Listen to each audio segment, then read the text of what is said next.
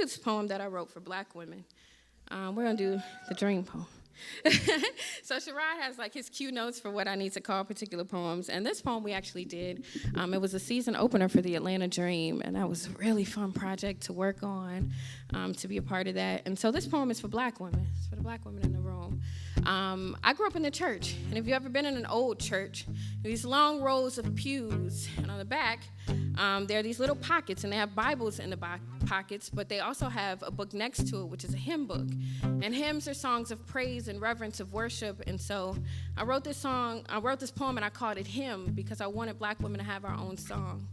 And so here it is. Lean in.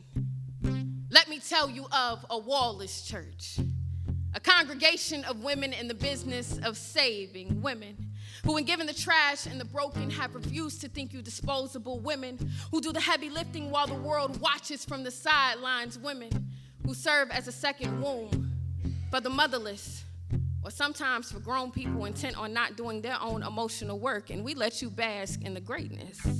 That is, should you be so lucky to be granted this magic, because we might side-eye you to kingdom come. Might roll our eyes until you poof and disappear, and ain't that sorcery? The way our defenses protect us from the elements, from a winter of the undeserving, intent on getting all of our harvest, and you so vain you think we do this for you. As if we wake up in the morning pandering to the world's gaze. As if the women of Alabama and Wakanda have nothing better to do than to save men from themselves. Lean in. We save ourselves first and you get saved in the process, and ain't that the way it always goes?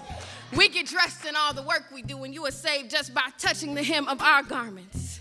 Black queer women create social justice movements, and you make it about people oblivious of their own privilege. But the man would be black first and woman when it suits them. Our intersectionality is a myth. Misogyny is a weed that grows back no matter how many think pieces you spray on it. The trouble with being the savior, though, is people don't usually think you need saving. They don't think you need gentleness. To the women, I say, I vow to be more gentle. Know that you are worthy of someone who helps you with the work. Too long we have dined with the world serving food from our own gardens on tables that we bought and built. All that I have, I owe to black women. And here I say glory to the women who thought I was worth saving. Glory to the women who think I'm enough even when I fall short. I say I see you. You be visible and you be worthy of all this praise.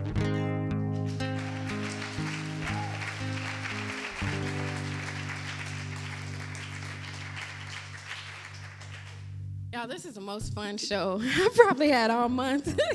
What a good time to be home and to be here with all my folks. Thank y'all again. We'll be at the merch table after this. I would love to say what's up to y'all. Y'all make sure y'all follow us